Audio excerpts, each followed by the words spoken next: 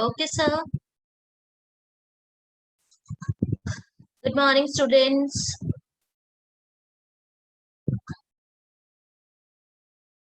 If you guys are able to hear my voice clearly, please do raise your hands. Thank you so much. We'll lower down your hands now.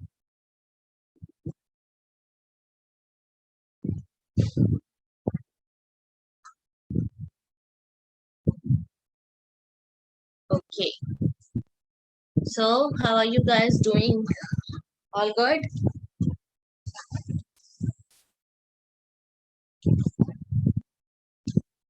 Yes, Akshay, do you have any doubt, beta? Please unmute your device. No, ma'am. Oh. Okay, class. A very good morning to all of you. This is Abhilasha Nara, your political science teacher. So today we all are going to continue this chapter number 1 of your political science book, that is Constitution Why and How. In our last class, we have seen how deliberately our Constituent Assembly debate and have deliberations for each and every law mentioned in our constitution except the universal adult suffrage, and there is also a procedure for their deliberations, right? We discussed this. There were 8 committees, uh, usually headed by Jawaharlal Nehru, Rajendra Prasad, B.R. Ambedkar, Maulana Azad, Sardar Vallabhbhai Patel, etc. Okay, and how they elaborately deliberate and debate each and every law mentioned in our constitution. So today we will see the next topic of our chapter, that is the inheritance of the national movement. Now, what is this inheritance? Inheritance का मतलब होता है बेटा legacy. Legacy means विरासत, ऐसी चीजें जो हमें विरासत में मिली होती है, ठीक है, हम बोलते हैं ना ये तो हमें विरासत में मिला है। Just like that inheritance of the national movement, कि जो नेशनल मूवमेंट हमारे कॉन्स्टिट्यूशन के जो वैल्यूज हैं, कॉन्स्टिट्यूशन के जो हमारे कुछ ऐसे एम्स हैं, आइडल्स हैं, वो हमें अपने नेशनल मूवमेंट से हमें हेरिटेज में मिला है, लेगेसी में मिला है, इनहेरिटेड है, हमसे काफी ज्यादा इनहेरिटेड है। So, no constitution is simply a product of the assembly that produces. Obviously, कोई भी group of members जो है assembly बना लेते हैं और उन्होंने कुछ भी लिख दिया और ऐसे कॉन्स्टिट्यूशन नहीं बनता है, ठीक है, कोई ना कोई उसका डाइवर्स बैकग्राउंड होता है। सो या फिर कोई ना कोई बैकग्राउंड होता है। So our diverse constituent assembly of India could not have functioned if there was no background consensus on the main principles the constitution should enshrine. Okay, so जो हमारा कॉन्स्टिट्यूएंट असेंबली था काफी डाइवर्स था। Diverse मतलब बता दिया मैंने already आपको कि डिफरेंट रिलीजन, कास्ट, क्लास और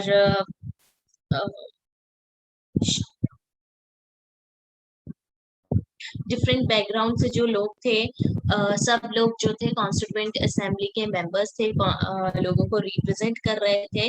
सो हमारे जो कॉन्स्टिट्यूएंट असेंबली ने जो एक अच्छा सा डॉक्यूमेंट ड्राफ्ट करके दिया था, ठीक है, एक जो कॉन्स्टिट्यूशन बनाया था, वो इतना बेटर नहीं हो पाता, या फिर जो कॉन्स्टिट्यूएंट असेंबली के मेंबर्स हैं वो साथ में मिलके काम नहीं कर पाते अगर उसके बैकग्राउंड में कोई अग्रीमेंट नहीं होता, कंसेंसस नहीं होता। कंसेंसस मतलब होता है एक अग्रीमेंट होता है, ठीक है, कि कुछ प्रिंसिपल्स थे हमारे, ठीक है, हमारे नेशनल मूवमेंट्स के टाइम पे या फिर इंडिपेंडेंस से पहले हमारे कुछ प्रिंसिपल्स थे, हमने एक्सपीरियंस किए थे, हमारे नेशनलिस्ट लीडर्स ने एक्सपीरियंस किया था। तो वो जो अग्रीमेंट्स थे, एक्सपीरियंस, जब भी स्ट्रगल कर रहे थे, नेशनल इंडिपेंडेंस के लिए स्ट्रगल कर रहे थे, तो बहुत सारी चीजें एक्सपीरियंस की और उन्हें फील हुआ कि जब भी हम इंडिपेंडेंट होंगे तो हमें ऐसा इंडिया चाहिए। तो ये जो माइंडसेट था काफी क्लियर था हमारे लीडर्स का कि हमारा जो इंडिपेंडेंट नेशन होगा वो कैसा दिखेगा, इंडिपेंडेंट नेशन का जो कॉन्स्टिट्यूशन होगा उसमें क्या आइडल्स होंगे, क्या प्रिंसिपल्स होंगे। ओके। सो कॉन्स्टिट्यूशन में हमारी जितनी भी चीजें एनश्राइन की गई है, ठीक है, वो कॉन्स्टिट्यूएंट असेंबली इतने अच्छे तरीके से या फिर बेटरली नहीं कर पाते अगर इसके पीछे हमारे नेशनल लीडर्स का या नेशनलिस्ट मूवमेंट का स्ट्रगल नहीं रहता। तो सो ऑब्वियसली हमारा जो नेशनल जो प्रिंसिपल्स थे स्ट्रगल के टाइम पे, जब हमारे नेशनलिस्ट लीडर्स और स्लेव इंडिया जो है क्या कर रहा था, स्लेव इंडिया जब इंडिपेंडेंस से पहले जो लोग थे वो काफी जितने भी स्ट्रगल्स किए थे, लॉन्ग स्ट्रगल किए थे फ्रीडम के लिए, ऑब्वियसली वो सारे के सारे इलीगल थे, ठीक है। तो फाइनली जो कॉन्स्टिट्यूएंट असेंबली है उसका मेन काम क्या था, it was giving concrete shape, ठीक है। कॉन्स्टिट्यूएंट असेंबली ने एक कॉन्क्रीट शेप दे दिया था। Concrete mean something which is visible, ठीक है। कॉन्क्रीट मतलब एक होता है एब्सोल्यूट और एक होता है कॉन्क्रीट। एब्सोल्यूट मतलब समथिंग जो हम इमेजिन कर लेते हैं कि हाँ ये चीजें होनी चाहिए, और जैसे कि कॉन्स्टिट्यूशन के लिए कि हम जब इंडिपेंडेंट होंगे तो हमारा जो कॉन्स्टिट्यूशन होगा वो ऐसा ऐसा होगा, उन्होंने क्या है माइंड में पहले इमेजिन कर लिया था। और कॉन्क्रीट शेप का मतलब कि वो फिजिकली लेकर आना, फिजिकली या फिर जो समथिंग विच इज विजिबल। तो कॉन्स्टिट्यूएंट असेंबली ने हमारे स्ट्रगल को, हमारे जो एक्सपीरियंसेस थे, हमारे नेशनलिस्ट लीडर्स के जो स्ट्रगल्स थे, नेशनलिस्ट लीडर्स के जो एक्सपीरियंसेस थे, उसको एक कॉन्क्रीट शेप दिया था, ठीक है। और प्रिंसिपल्स बनाए थे जो ऑब्वियसली नेशनल मूवमेंट है उससे हमें मिला है, उससे हमें विरासत में मिली थी, उससे हमें लेगेसी में मिला है, ठीक है। So nationalist movement had debated many questions that were relevant to the making of the constitution. बहुत सारे ऐसे क्वेश्चंस थे नेशनलिस्ट मूवमेंट्स के, बहुत सारे डिबेटेबल क्वेश्चंस थे, ठीक है, जो हमारे कॉन्स्टिट्यूशन को बनाने के लिए बहुत रेलेवेंट भी थे। कुछ क्वेश्चंस थे कि the shape and form of the government of India should have, क्या शेप और क्या गवर्नमेंट ऑफ इंडिया कैसी होनी चाहिए, ठीक है। उसके बाद क्या वैल्यूज जो है हमारे कॉन्स्टिट्यूशन में होने चाहिए, इनइक्वालिटीज को हम कैसे ओवरकम कर सकते हैं। तो फाइनली ये कुछ रेलेवेंट क्वेश्चंस थे हमारे कॉन्स्टिट्यूशन को बनाने के लिए, ठीक है, उनको डिबेट किया गया और उसका फाइनल जो है सोल्यूशन भी आया हमारे कॉन्स्टिट्यूशन में, ठीक है। हमारे नेशनलिस्ट लीडर्स ने, कॉन्स्टिट्यूएंट असेंबली के मेंबर्स ने उन सारे के सारे एक्सपीरियंसेस को, ये जो क्वेश्चन थे, इन सबको डिबेट किया कि हम इनइक्वालिटी को कैसे ओवरकम कर सकते हैं, हमारा जो इंडिया की गवर्नमेंट होगी वो कैसे होगी, सेंट्रलाइज्ड सिस्टम होगा, डिसेंट्रलाइज्ड सिस्टम होगा, क्या वैल्यूज हम अपने कॉन्स्टिट्यूशन में मेंशन करेंगे, क्या वैल्यूज नहीं करेंगे मेंशन। तो ये सारी चीजें जो है, इसका एक जो बैकग्राउंड आप बोलोगे, ठीक है, वो हमने हमारे जो नेशनलिस्ट लीडर्स थे ऑलरेडी उन्होंने नेशनल मूवमेंट्स के टाइम पे इमेजिन कर लिया था, right. So national movements brought objective resolution, ठीक है।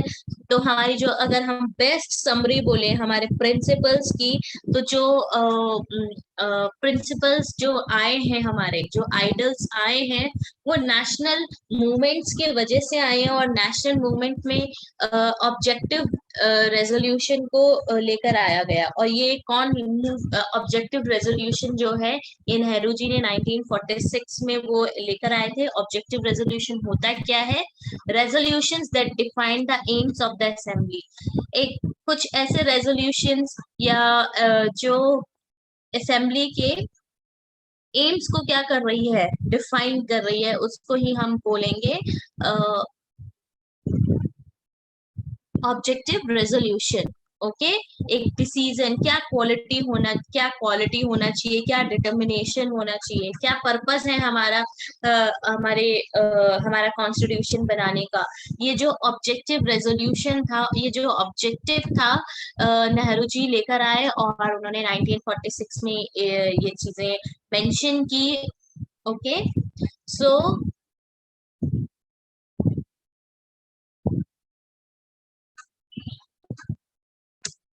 Our constitution gave institutional expression to fundamental commitments.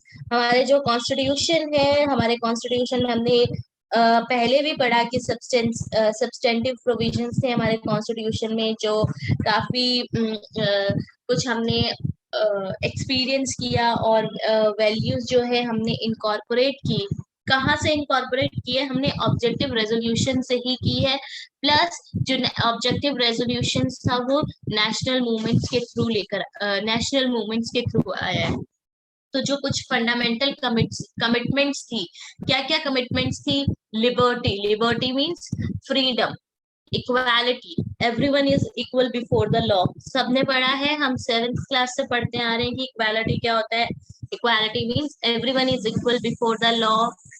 State of being equal, nobody will be nobody will be ill treated or discriminated. Democracy, you all know, it is a type of government by the people, for the people, and to the people.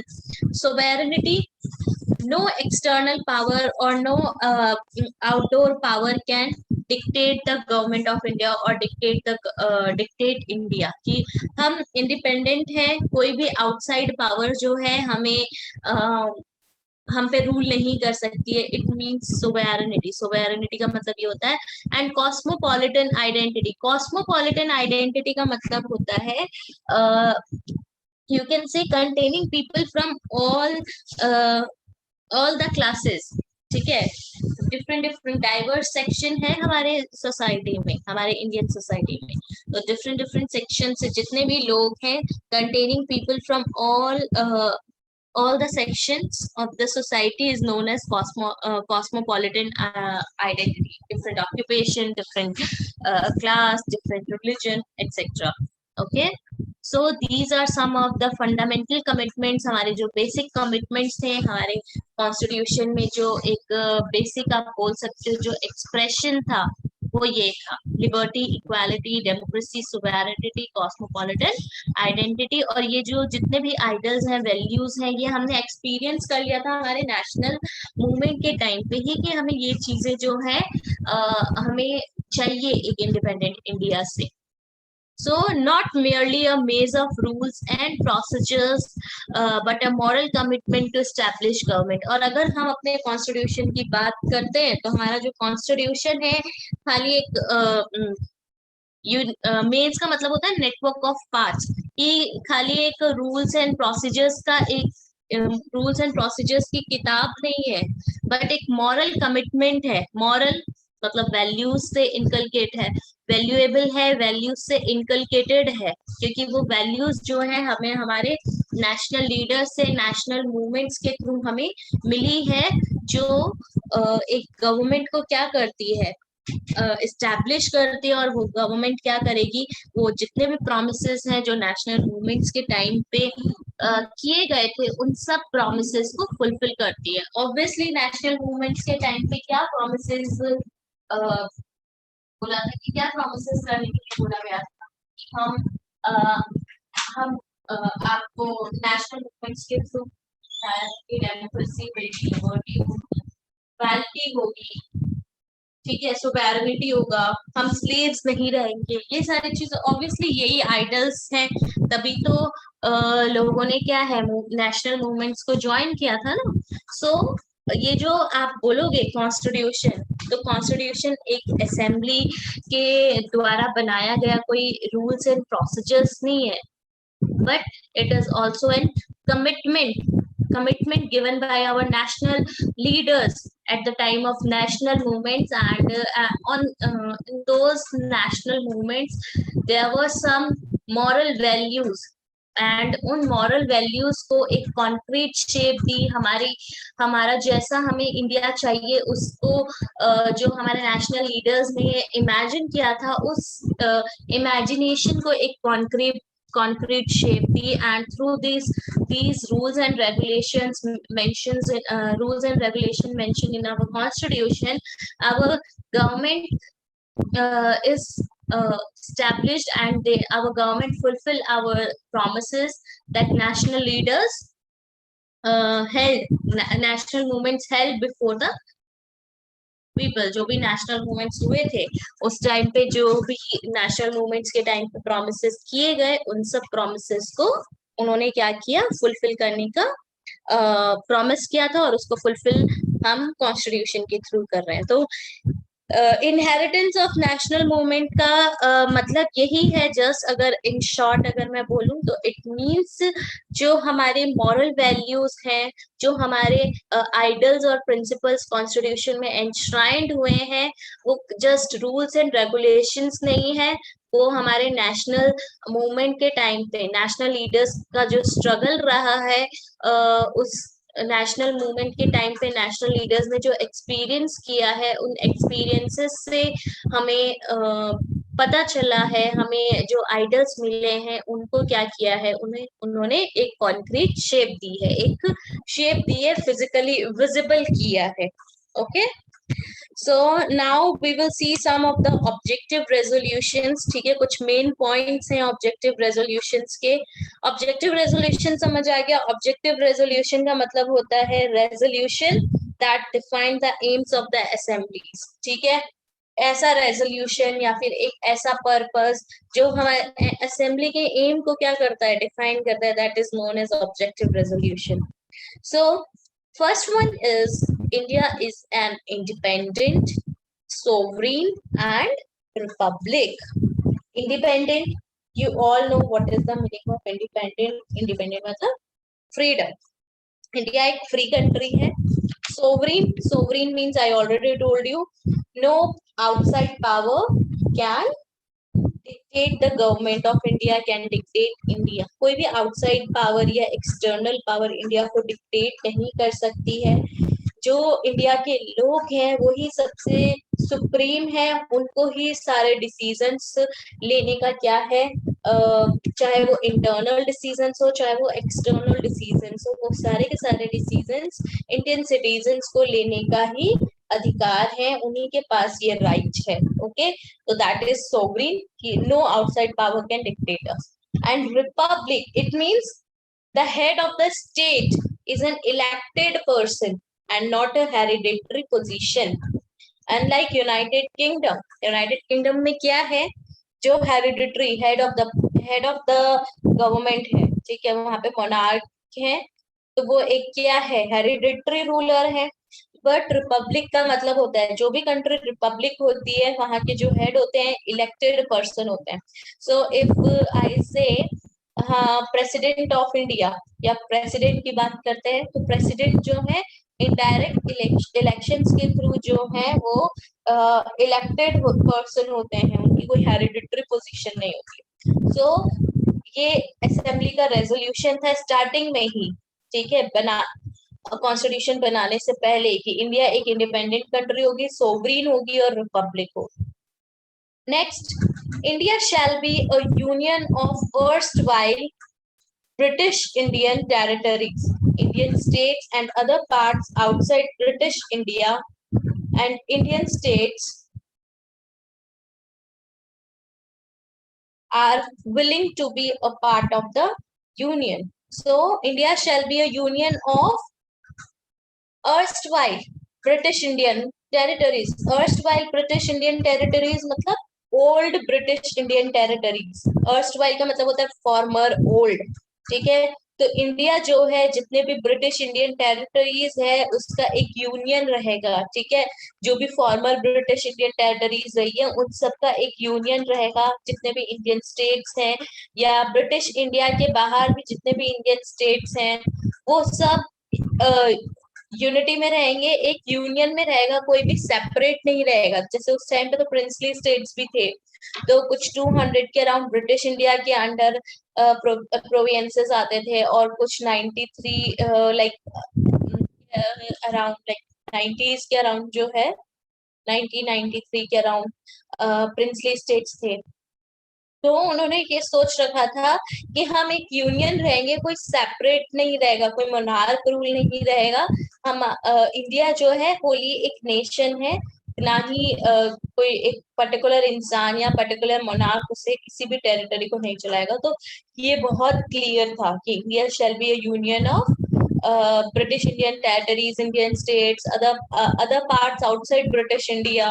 तो India का जो भी territory है, जो चाहे वो British India के under है नहीं है, वो उसका एक यूनियन रहेगा, पार्ट ऑफ द यूनियन ही रहेगा, ठीक है। Now territories forming the union shall be autonomous units and exercise all powers and functions of the government and administration